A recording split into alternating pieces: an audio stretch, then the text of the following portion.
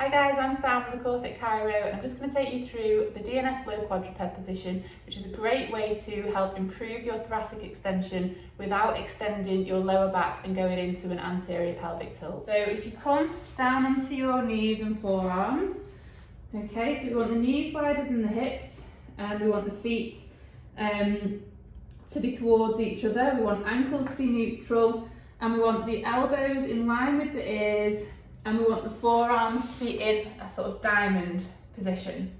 And the middle finger is going to be in line with the forearm, so we don't want the wrist to be turned inwards or outwards. Okay, so once we've got that position, we need to make sure we find our neutral pelvis, neutral lower back first. So tilt the pelvis backwards and forwards until you find your neutral lower back and pelvis. The shoulders want to be active, so you don't want to be just collapsing into your shoulders. So we want to externally rotate and depress the shoulder blades towards the back pocket on the same side.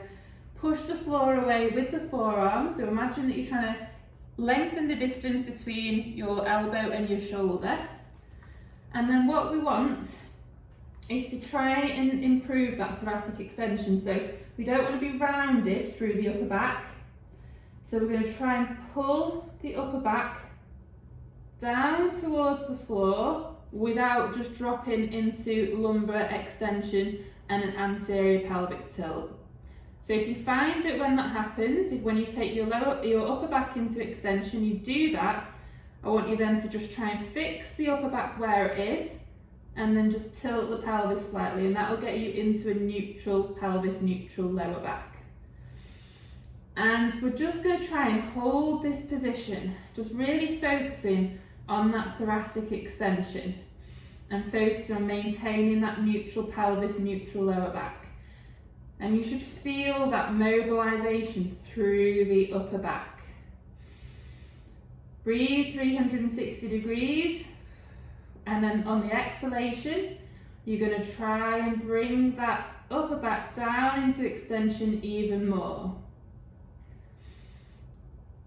So you might find this quite difficult to do at first. You have no concept of how to do it. It's basically your brain has just forgotten how to extend the upper back without extending the lower back because it's in such a fixed flexion position. But practice makes perfect. And this is really going to help for getting your shoulders above your head into shoulder flexion, your arms above your head into shoulder flexion, without extending your lower back. And it's going to help with your squat position. So when we want to be nice and upright through the upper back without extending the lower back.